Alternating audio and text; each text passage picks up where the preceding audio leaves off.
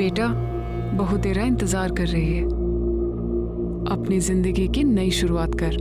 जा अंदर।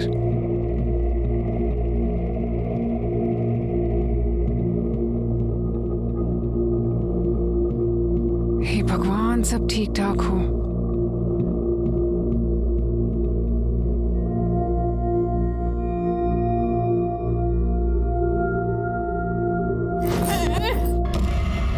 ये अच्छा नहीं है, अंधेरा ही अंधेरा और डर भी लग रहा है।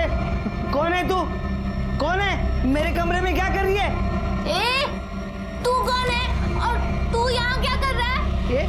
ये मेरा कमरा है। चल निकल इधर से। चल निकल। झूठे, जा, ये मेरा कमरा है। आंटी ने बोला जा, तू जा। मुझे क्यों बोले? चल निकल मेरे कमरे से। निकल कमरे से मेरे। निकल पहले यहाँ से।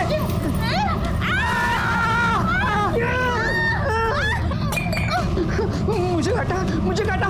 कुत्ता कुत्ता कुत्ता कुत्ता बोला, लड़की कभी कुत्ता आती है क्या? कुत्ता ले कुत्ता।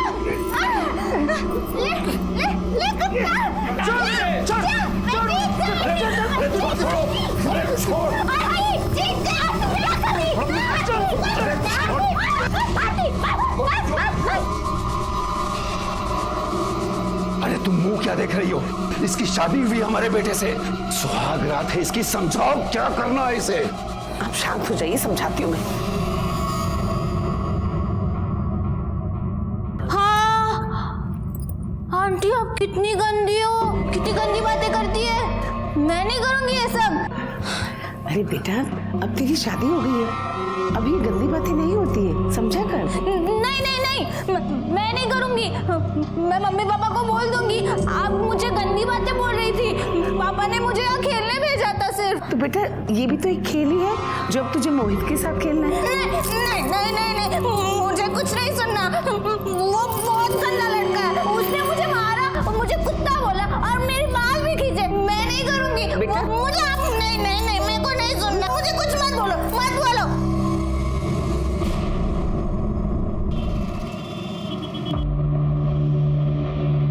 देखिए, आपकी बेटी पेट से है। क्या? 2 महीने का गर्भ है।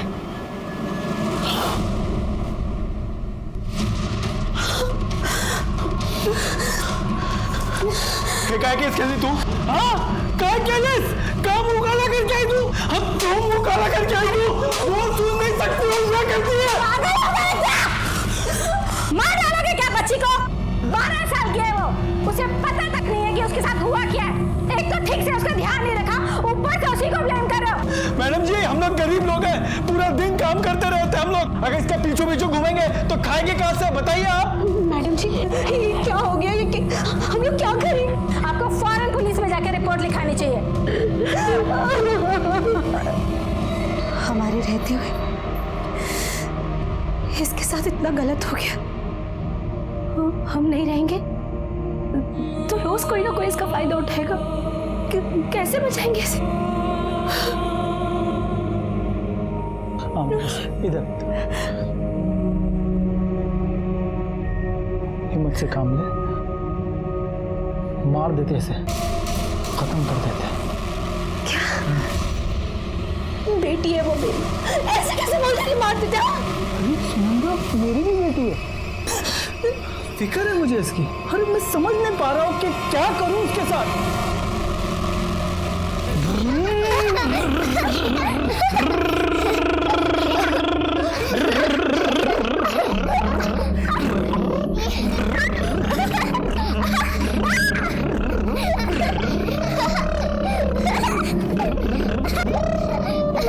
मोहित, अरे सुन, क्या कर रहा है तू? सुन मेरी बात सुन।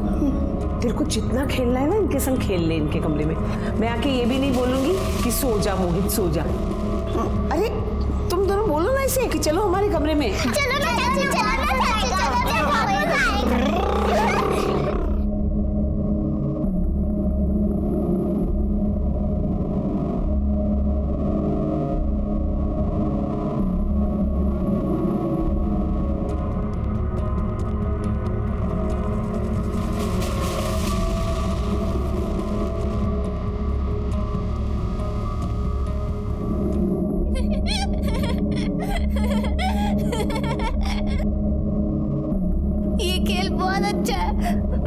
मुझे बहुत मजा आता है।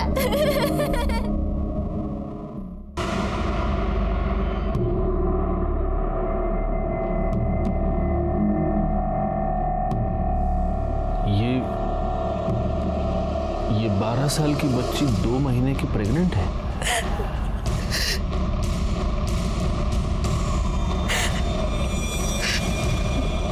मुझे एक बात बताइए, इसका डेली रूटीन क्या है? ये कहाँ आती जाती है? साहिब, सुबह अपने गूंगे बहरे बच्चों के साथ स्कूल जाती है और दिन में घर के आसपास ही खेलती है, और कभी कभी मेरे साथ बाजार जाती है सब्जी लेने के लिए, और तो किधर भी नहीं जाती साहिब। लेकिन ये किसी ऐसी जगह गई होगी जिसके बारे में आपको पता नहीं है। आप उससे पूछ सकते हैं।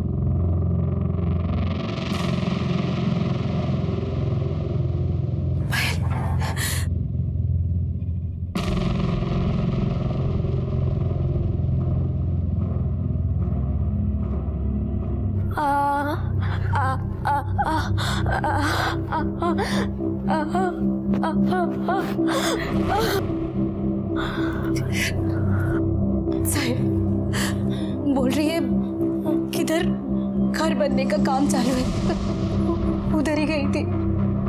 सर मतलब किसी कंस्ट्रक्शन साइट पर? लेकिन सर ऐसे तो पूरे शहर में न जाने कितनी जगह काम चल रहा होगा। हो सकता है गलती से ये किसी कंस्ट्रक्शन साइट पर गई हो और वहीं पर उसके साथ किसी ने। बुरे भाई, एक काम करो, बच्ची को अपने साथ ले जाओ और आसपास के जितने भी कंस्ट्रक्शन साइट्स हैं सब पर चेक करो।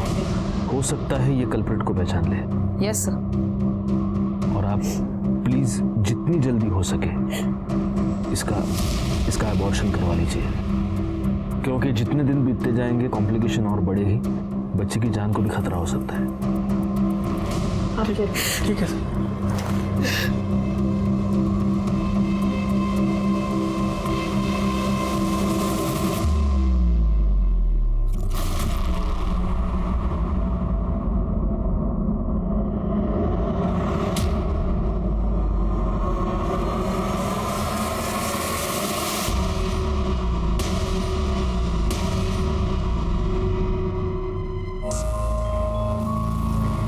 आटा कम पड़ेगा।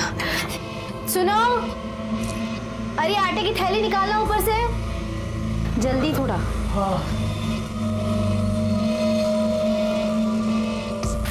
अब या पूरा आटा गिरा। पानी ला, पानी।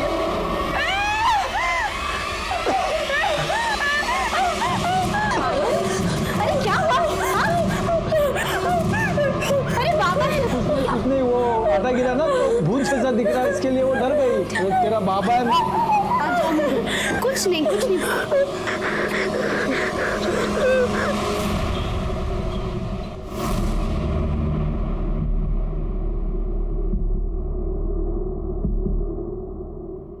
मजबूरी है, क्या करूं, पैसे तो देने ही पड़ेंगे।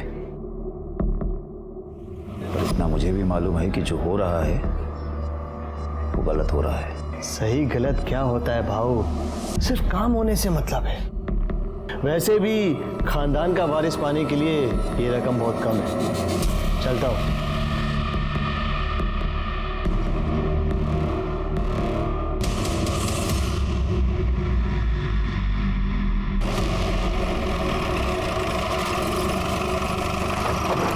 पकड़ो सबको, राउंड अप पे लो। उठ, खड़ा हो जा।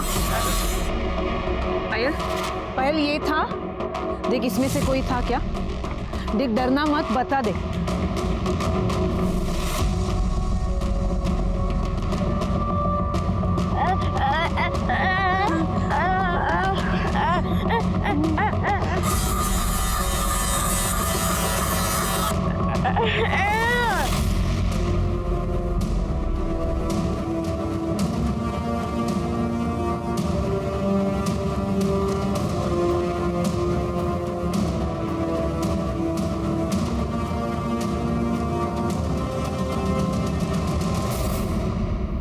तुम इतना नहीं कर सकती कि रात को मोहित को आरती के कमरे के आसपास जाने से रोक लो? तुम्हें पता है ना हमें आरती से बेटा चाहिए। और अगर उसे बेटी हुई तो? कैसी बातें कर रही हो बहू? देखना इस वक्त बेटी नहीं बेटा ही होगा। और अगर इस बार भी बेटी हुई ना तो मैं अपने हाथों से उसका गला घोंट दूंगा। देखना, सब कुछ अगर ठीक ठाक चलता रहा तो इस घर को बहुत जल्द एक वारिस मिलेगा। मेरे फायदे की बात हो रही है क्या?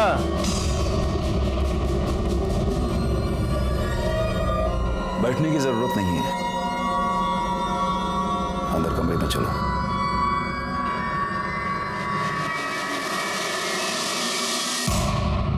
आजा पायल, चल कुछ नहीं होगा, आजा बैठ जा बेटा आराम से।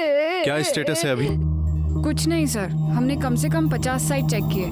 हर साइट के हर एक आदमी को इस बच्ची को दिखाया। सर ये किसी को नहीं पहचान रही है। ये क्या बोलना चाहती है, क्या समझाना चाहती है, हम कुछ नहीं समझ पा रहे। ये सावंत काजला कौन है? सर दाढ़ी मजदूर है, 7 दिन पहले ही काम पे आया। रोज दारू पी के दंगा करता है सर।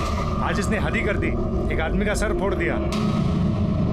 काय रे तोला?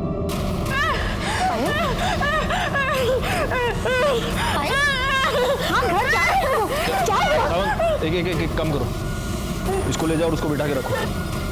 सर चल पायल।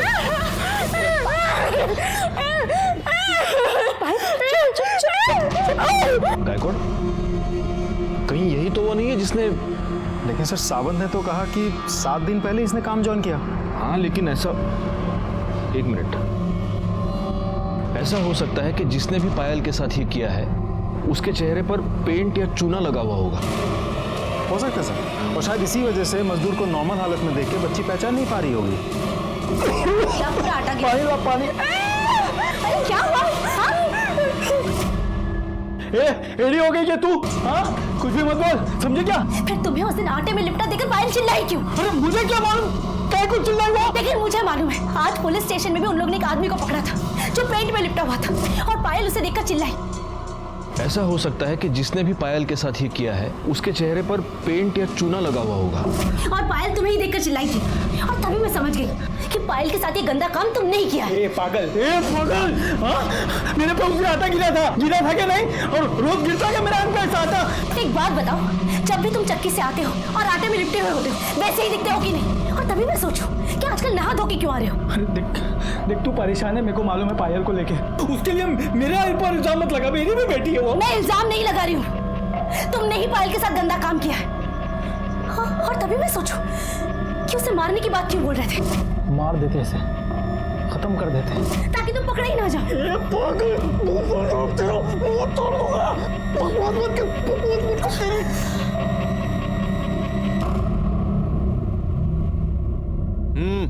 एक और लो। खूब टिकट आए सर, बस बस। अरे तो क्या हुआ, लो लो, एक बस है सर, बस। क्या तुम भी गायकवाड़? कोटवारी कंस्ट्रक्शन साइट पर एक लड़की की लाश मिली है।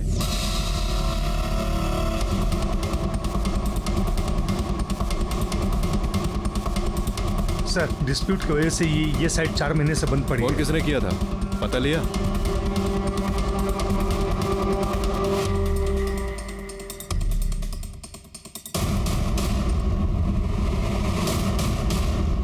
ये हटाना जरा। गले पर निशान भी है और सूजन भी। लगता है गला दबाकर मारा गया है। कपड़ों की हालत देखकर लगता है कि इसके साथ जबरदस्ती हुई है। सर लाश की हालत देखकर तो लगता है मर्डर कम से कम 2 से 3 दिन पहले किया गया होगा।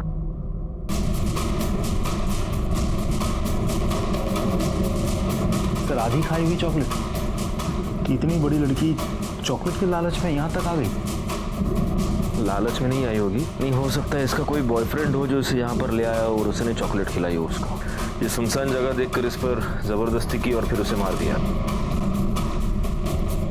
एक काम करो, बॉडी पोस्टमार्टम के लिए भेज दो, फॉरेंसिक को फोन करो और इसकी तस्वीर आसपास के सारे पुलिस स्टेशन में सर्कुलेट करो।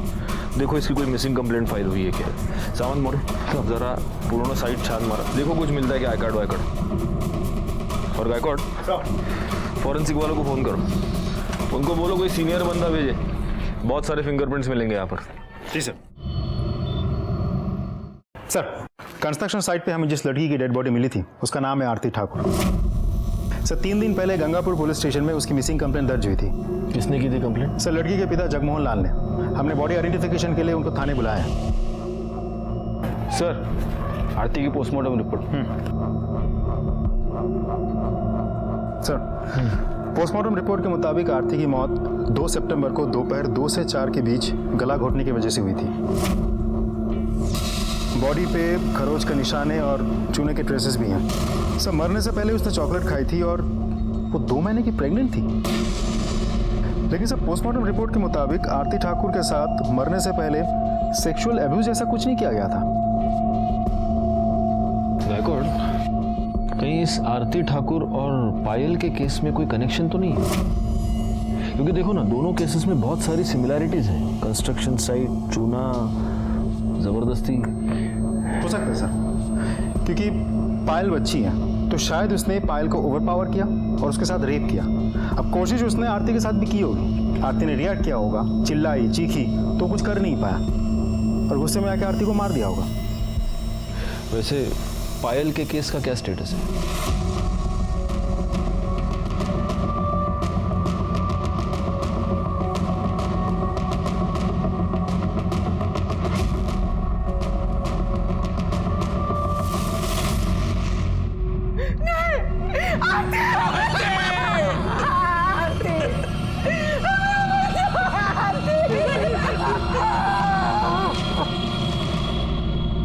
मेरे बच्चे को मेंटल प्रॉब्लम था। उसकी उम्र तो बढ़ गई थी लेकिन दिमाग नहीं। इकलौती बच्ची थी हमारी, बड़े प्यार से पाला था उसे, कभी बोझ नहीं समझा हमने। हमें पता था कि सारी उम्र हमें ही उसकी देखभाल करनी है, क्योंकि बाकी सारी लड़कियों की जैसी उसकी शादी कभी नहीं हो सकती थी। लेकिन अचानक एक दिन सामने से उसके लिए रिश्ता आया। देखिए, आपकी बेटी आरती हमारे बेटे मोहित के लिए एकदम परफेक्ट मैच है।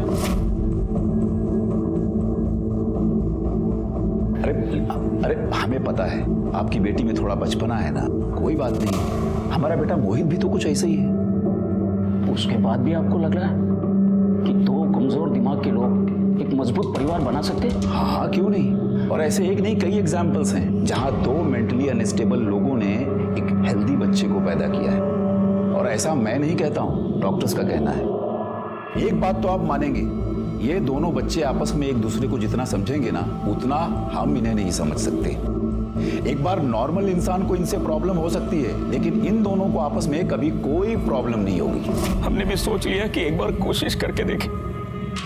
और धर्मचंद जी कोई ऐसी वैसी तो हस्ती थी नहीं, बड़े बिजनेसमैन थे, बड़ी फैमिली थी उनकी, बड़ा बेटा, बड़ी बहू, पोतियां, दुनिया देखी थी उन्होंने। तो हमें लगा वो सही होंगे। तो आपने आरती की शादी करवा दी? करवा तो दी, लेकिन बाद में हमें लगा कि हमने बहुत बड़ी गलती की है। 2 बार वो ससुराल से बिना बताए भागकर हमारे पास आए। पापा, वो लोग बहुत गंदे लोग हैं। वो मेरे को क्या बोलते पता है? तुम मोहित के साथ गंदी बातें कर, उसके साथ सो जा। मैंने बोला नहीं, मैं बहुत अच्छी लड़की हूँ, मैं नहीं करूँगी। पापा, मैंने सही किया ना? बोलो ना, मैंने सही किया। तुमने मना क्यों किया? मोहित बहुत अच्छा लड़का है। नहीं नहीं नहीं, वो अच्छा लड़का नहीं है। मैं अच्छी हूँ, मैं उसके साथ खेलती हूँ ना, तभी वो अच्छा रहता है। मैं अपने कमरे में सोती हूँ ना, मेरे को बोलता है ये मेरा कमरा है, इधर से चली जा। मैं क्यों सोऊं उसके साथ? मैं नहीं रहूंगी। हमने सोचा कि आज नहीं तो कल मोहित और आरती के बीच में सब कुछ अच्छा हो जाएगा, लेकिन आरती इस बात पर अड़ी रही कि मैं वापस नहीं जाऊंगी। फिर हमने जैसे तैसे बेला फुसला कर उसे वापस भेज दिया, लेकिन वो फिर भाग गए। लेकिन वो आखिरी बार, उसके बाद वो कभी नहीं आई थी। मैंने फोन किए तो वो बहुत खुश लग रही थी। हमें लगा कि सब कुछ अच्छा हो गया है। लेकिन अभी कुछ दिन पहले मैंने फोन किया तो ससुराल वाले बोले कि वो वहां नहीं। उन्हें लगा कि वो यहाँ आई होगी। मैं समझ गया कि मेरी बच्ची कहीं गुम हो गई है। इसके लिए मैंने पुलिस स्टेशन में कंप्लेंट भी लिखवाई। मेरी बच्ची माँ बनने वाली थी और अभी कभी वापस नहीं आएगी।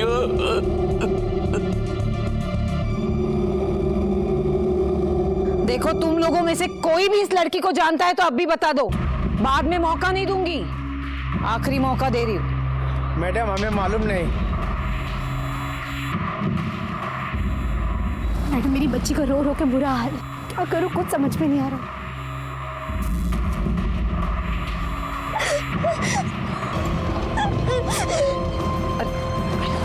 पायल, पायल पायल रुक, क्या हुआ? हाँ? मैडम, पायल बहुत परेशान हो गई है, मैं उसे घर ले जाके थोड़ा आराम करने देती हूँ। देखिए, आप उसको लेके जा सकते, लेकिन उससे पहले इसे पुलिस स्टेशन चलना पड़ेगा। ये क्या रोज रोज का नाटक लगा रखा है? मेरी बच्ची के साथ गलत हुआ है, जिसने गलत किया उसे तो आप लोग पकड़ नहीं रहे, लेकिन हम लोग को रोज रोज हाजिरी लगानी पड़ रही है। देखिए, ये प्रोसीजर चल पाए, आज इनका नाटक खत्म कर ही देते हैं। साहब, बहुत हुआ साहब, हमें और जांच नहीं करवानी, हमें अपना केस वापस लेना है। केस वापस लेना है? हाँ साहब। हम उस आदमी को ढूंढने की कोशिश कर रहे हैं जिसने आपकी बच्ची के साथ। मेरी पायल अभी बहुत छोटी और उसे ऐसे गली गली घुमाना नहीं होगा सर। देखिए, हमें ये करना पड़ रहा है क्योंकि हम उसे ढूंढने की कोशिश कर रहे हैं। क्या आप ये नहीं चाहते कि उसे सजा हो? साहब, क्या फर्क पड़ जाएगा साहब, वो पकड़ा जाए, उसे सजा मिले ना मिले साहब। पहले भी साहब इसकी शादी नहीं होने वाली थी, अब तो इतनी बदनामी हो गई है कि अब तो हो ही नहीं सकती ना उसकी शादी साहब। नहीं साहब, बच्ची है साहब, भूल जाएगी साहब, वो भूल जाएगी साहब। भूल जाएगी? मुझे यकीन है कि अभी अगर पायल बोल पाती तो ये यही बोलती कि उस आदमी को सजा मिलनी चाहिए, वो पकड़ा जाना चाहिए। क्या तुम चाहती हो कि वो आदमी ऐसे खुला घूमता रहे और पायल जैसी बच्चियों को अपना टारगेट बनाता रहे? देखो, मैं तुम्हारी तकलीफ समझता हूं, लेकिन मैं रिक्वेस्ट करता हूं, प्लीज प्लीज हमें थोड़ा सा टाइम और दीजिए प्लीज। हम उसे जरूर पकड़ लेंगे। ठीक है सर।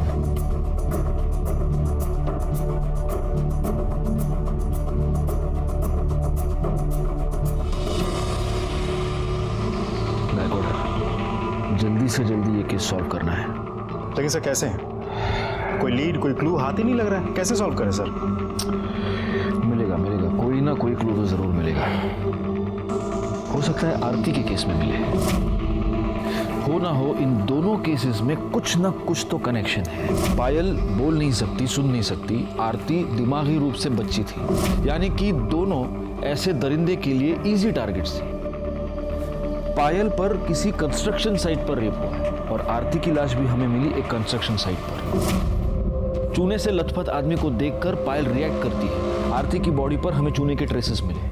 हो सकता है वो आदमी आरती को चॉकलेट का लालच देकर कंस्ट्रक्शन साइट पर ले गया हो, वहां उसने आरती पर जबरदस्ती करने की कोशिश की, आरती ने चीखा चिल्लाया और उसने आरती को मार दिया। एक काम करो गायकवाड़, फॉरेंसिक वालों को पूछो वो जो चॉकलेट का रैपर था उस पर किसी के फिंगरप्रिंट्स हैं क्या? हो सकता है ये किसी सीरियल रेपिस्ट का काम हो।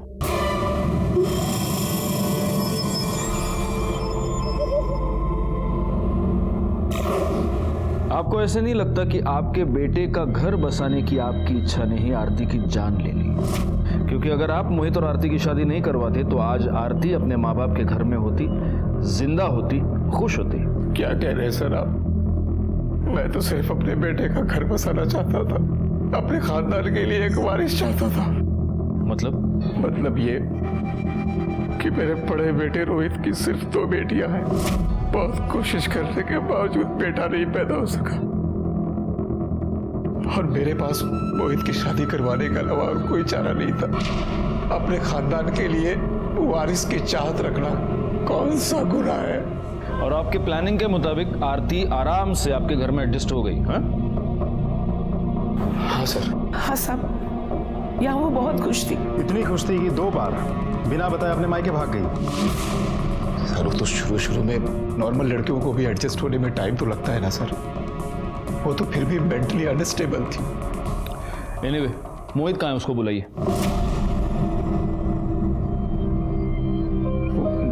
वो तो नहीं है सर। नहीं है मतलब? कहाँ गया?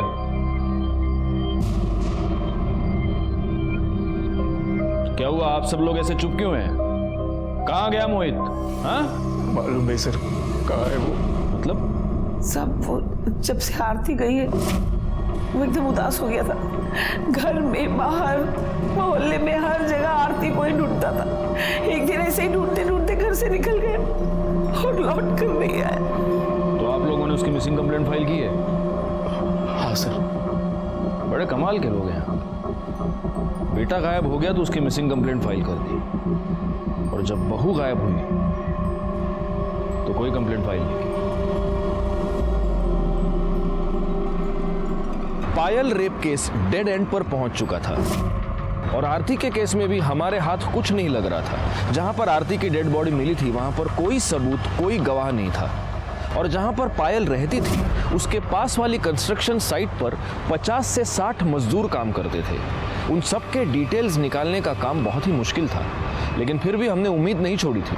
दूसरी तरफ मोहित का अचानक से गायब होना खटक रहा था, लेकिन चूंकि उसकी मिसिंग कंप्लेंट फाइल हो चुकी थी, हम उसकी भी तलाश कर रहे थे और तभी किस्मत ने हमारा साथ दिया और हमारे हाथ एक ब्रेक थ्रू लगा।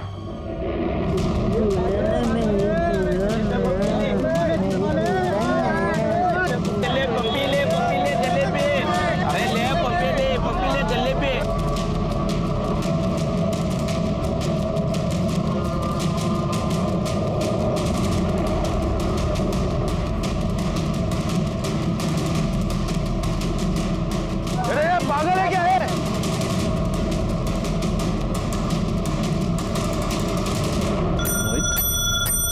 मोहित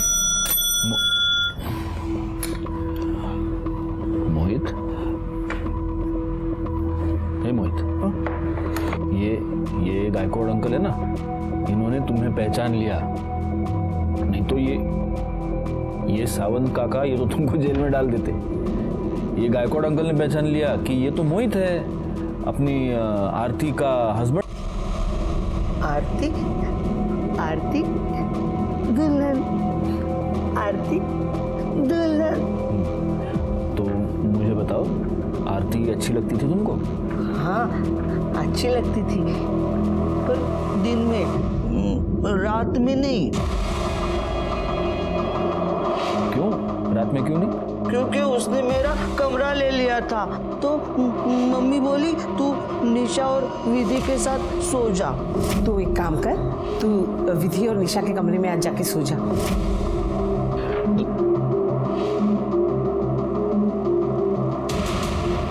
मतलब उस दिन के बाद तुम और आरती उस कमरे में साथ में कभी नहीं सोए? लेकिन वो हर रात ना खेल खेलती थी किसी और के साथ। ये खेल बहुत अच्छा है, मुझे बहुत मजा आता है। खेल? किसके साथ? वो मुझे नहीं पता। एक दिन मैं देखने के लिए गया तो मम्मी ने मुझे रोक दिया, बोली तू खेल में डिस्टर्ब मत कर। तू यहाँ क्या कर रहा है इस समय? मम्मी मुझे अंदर जाना है, अंदर आरती किसी के साथ खेल रही है और वो बहुत खुश है। मुझे अंदर जाना है मम्मी, मुझे अंदर जाना है। खोलो ना दरवाजा मम्मी। खुलवा के। खोलो ना, जल्दी खोलो ना। लेकिन मेरी एक बात सुन ले, अगर तू अंदर खेलने गया ना तो फिर मैंने जो वो मोतीचूर के लड्डू बनाए हैं ना, वो मैं विधि और निशा को दे दूंगी, तुझे नहीं दूंगी। जा तू खेल। नहीं मम्मी, मोतीचूर के लड्डू मुझे चाहिए, मुझे वो बहुत पसंद है। दो ना मम्मी मुझे लड्डू, दो ना मोतीचूर के। चाहिए ना लड्डू? तो चल चल चल मेरे साथ। हाँ, तो मैं नहीं गया और मैं विधि और निशा के कमरे में जाके सो गया। हाँ।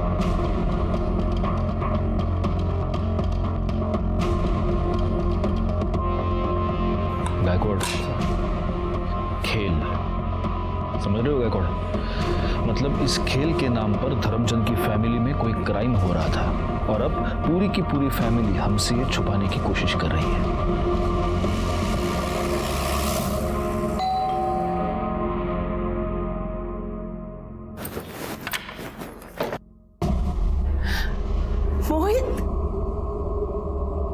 मोहित मेरा बच्चा, कहाँ था बेटा तू? हाँ, कहाँ था? कितनी चिंता हो रही थी हमें तेरी। मोहित बेटा कहाँ था तू? सारे घर को परेशान कर दिया तूने, इन लोगों को भी परेशान कर दिया।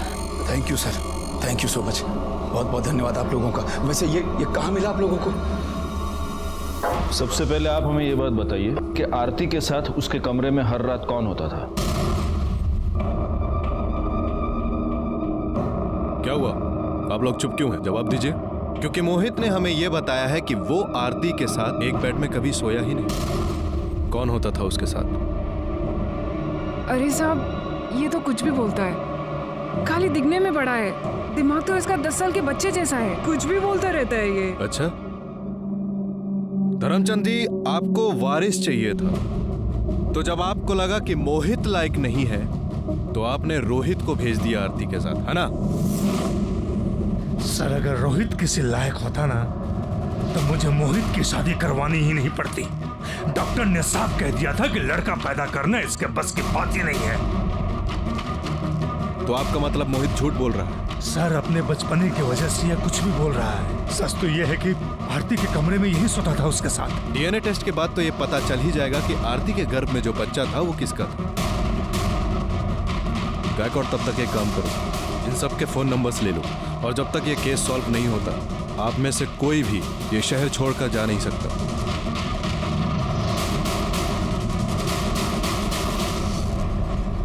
गायकवाड़, इस मोहित की मेंटल कंडीशन ऐसी नहीं है कि वो कोई प्लानिंग कर सके। जरूर ये घर वाले हमसे कुछ छुपा रहे हैं। मतलब मोहित ने आरती के साथ कुछ नहीं किया, और रोहित को सिर्फ बेटियां हैं, वो बेटा पैदा नहीं कर पाया। तो कहीं ऐसा तो नहीं कि बेटे के लालच में इस धर्मचंद ने ही आरती को प्रेग्नेंट कर दिया हो, या किसी और से करवाया हो? तो आपका मतलब है कि आरती को प्रेग्नेंट करने के लिए उसने किसी को पैसे दिए होंगे? हो सकता है। एनीवे, देखते हैं कि मोहित के डीएनए रिपोर्ट में क्या निकलता है। तब तक एक काम करना, इन सब की मोबाइल लोकेशन निकालो और ये चेक करो कि जब आरती का मर्डर हुआ तब इनमें से कोई उस कंस्ट्रक्शन साइट के पास था क्या? Yes sir. पायल के घर के पास जहाँ वो खेलती है वहाँ पर एक घर का रेनोवेशन चल रहा है सर। वहाँ पे एक मजदूर है प्रफुल्ल, वो पिछले 1 महीने से काम पे नहीं आ रहा है और उसका फोन भी स्विच ऑफ है। नहीं, लेकिन अगर वो 1 महीने से काम पर नहीं आ रहा है तो ये बात हमें पहले पता नहीं चली। सर अब तक हम कंस्ट्रक्शन साइट देख रहे थे, घर का रिनोवेशन हमने कंसिडर ही नहीं किया। मम्मी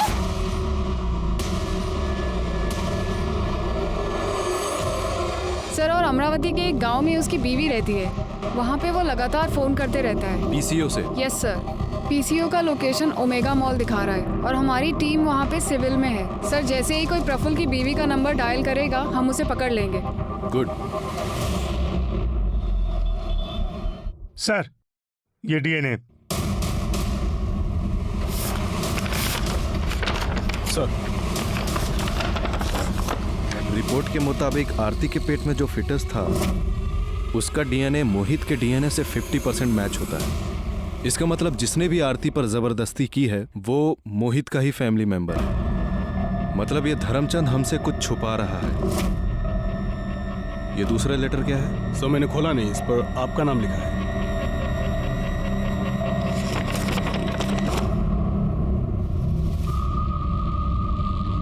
गायकवाड़, सबसे पहले तो हमें इसे चलकर मिलना होगा। नमस्ते।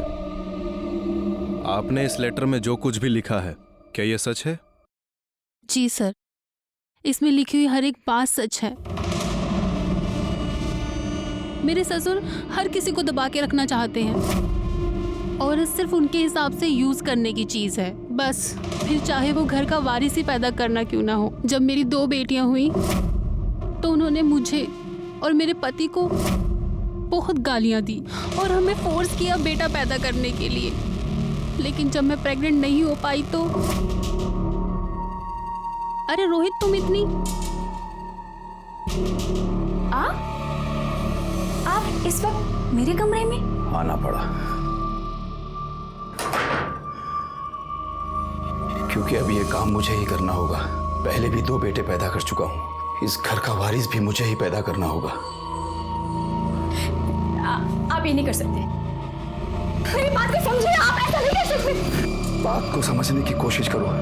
मुझे अपने परिवार के लिए वारिस चाहिए और वो देना तुम्हारी जिम्मेदारी है। मुझे वारिस चाहिए। मेरी बात को समझिए। मुझे वारिस चाहिए। तो आपके पति ने कभी इस पर ऑब्जेक्शन नहीं लिया? नो सर, वो अपने पापा से बहुत डरते हैं, उनके सामने वो कुछ बोल नहीं पाते। और फिर उसके बाद से मेरे ससुर रोज रात को मेरा रेप करते थे। लेकिन फिर मैंने डिसाइड किया सर कि अब ये और मैं बर्दाश्त नहीं करूंगी। तो फिर क्या किया आपने? मैंने अपनी बच्चेदानी निकलवा दी। और उन्होंने आपको ये करने दिया? नहीं सर, सच बोलती तो नहीं करने देते। मैंने कहा कि डॉक्टर ने कहा इन्फेक्शन हुआ है, यूट्रस निकालना पड़ेगा। अब जब मैं उनके किसी काम की नहीं रही तब उन्होंने मोहित की शादी करने की सोची। कौन है तू? कौन है? मेरे कमरे में क्या कर रही है? तू कौन है और तू यहाँ क्या कर रहा है? ये मेरा कमरा है। चल निकल इधर से। चल निकल। झूठे जा, ये मेरा कमरा है। आंटी ने बोला जा तू जा। मुझे क्यों बोले? चल निकल मेरे कमरे से। निकल कमरे से मेरे। निकल पहले यहाँ से।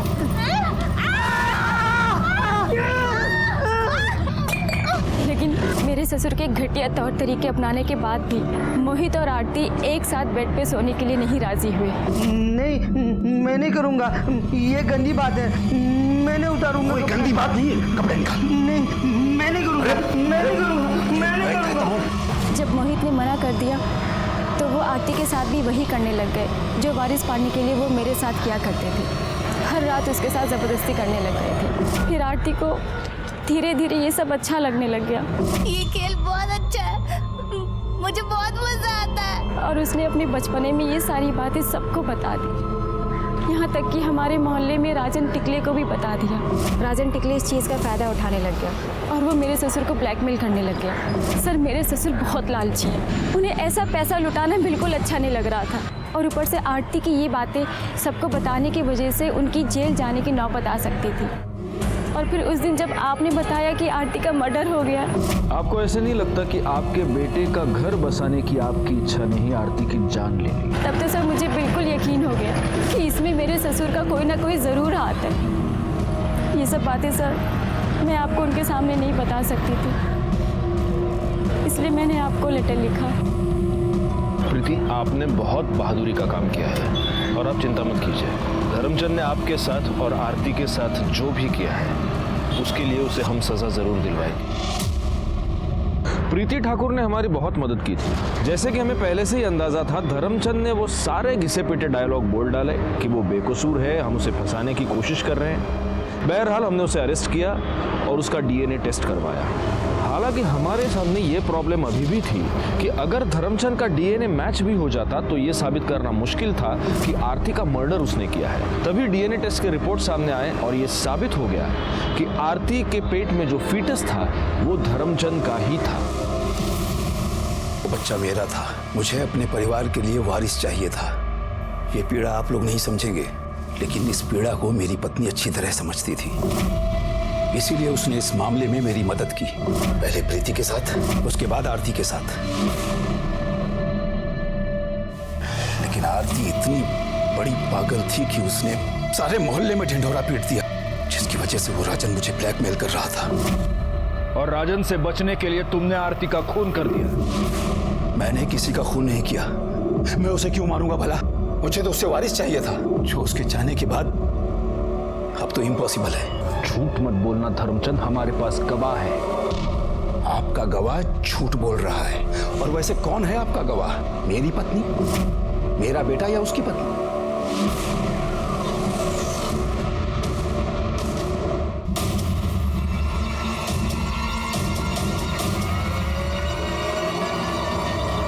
काम मत कर रहे हैं। अरे एक चाय दे रे।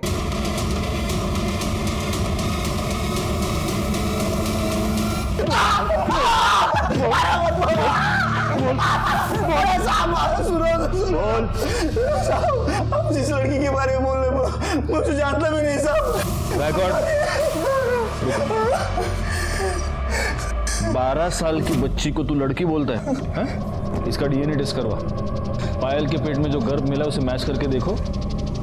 लेकिन तुझे मैं एक बात बता दूं, अगर तेरे डीएनए टेस्ट का रिपोर्ट पॉजिटिव आया तो उसके बाद गायकवाड़ तेरे को इतना मारेंगे कि तेरे 2 पैरों पे तू कभी जिंदगी में खड़ा नहीं हो पाएगा। इसलिए मेरी एक सलाह है कि जो भी है अभी सच बता दे। गायकवाड़ का गुस्सा बहुत खतरनाक है। सब बताता हूँ सब। मैं बहुत दिनों से सोच रहा था, वो उधर ही बाजू में खिलती थी गार्डन में, तो मैंने चॉकलेट का लालच देके उसे फंसा लिया सर। मैं जानता था साहब वो गूंगी बहरी है, वो किसी को कुछ बता नहीं पाएगी, इसलिए मैं ये मौका हाथ से जाने नहीं देना चाहता था साहब। साहब माफ कर दो, गलती हो गई मुझसे। साहब अब आरती के बारे में बता। आरती को ही तूने मारा ना? आरती को भी चॉकलेट का लालच दिखाकर तू कंस्ट्रक्शन साइट पर ले गया, उसके ऊपर रेप करने की कोशिश की। जब वो चीखी चिल्लाई तो तूने उसको भी मार दिया। सच में मैंने किसी को नहीं मारा साहब। सुनो ना साहब, आरती के बारे में हम कुछ नहीं जानते साहब।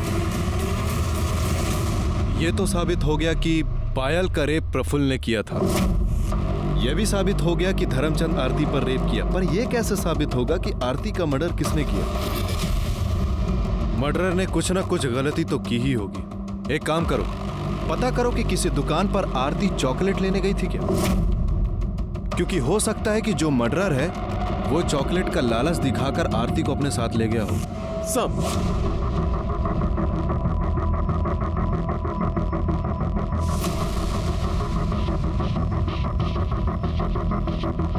हाँ सर, आई थी। इसके साथ कौन था? ये आदमी था? ये नहीं था सर। ये नहीं सर। अब हाँ साहब। हमें यह तो पता चल गया कि तुमने आरती का मर्डर किया। क्यों किया? तुमने आरती को इसलिए मारा क्योंकि तुम अपने ससुर से बदला लेना चाहती थी। तुम नहीं चाहती थी कि धर्मचंद को उसका वारिस मिले। तुम ये चाहती थी कि धर्मचंद जिंदगी भर वारिस के लिए तड़पता रहे। कैसे मारा उसको, बताओ। उस दिन 2 सितंबर को मैं और आरती घर में अकेले थे। मैंने उसको ये लालच दिया कि मैं उसको उसकी फेवरेट चॉकलेट दिलाऊंगी और अपने साथ लेके चली गई। मुझे ये भी पता था कि कंस्ट्रक्शन साइट बहुत टाइम से बंद पड़ी है। मैंने उसको उसकी फेवरेट चॉकलेट दी और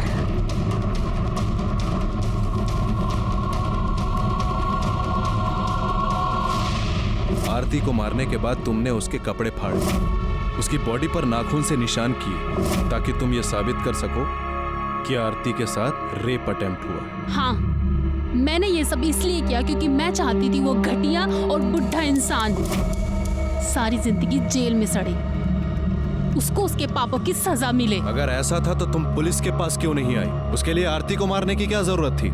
लेकिन तुमने अपने आप को भगवान समझा और उस सारे चक्कर में तुमने एक मासूम लड़की की जान ले ली।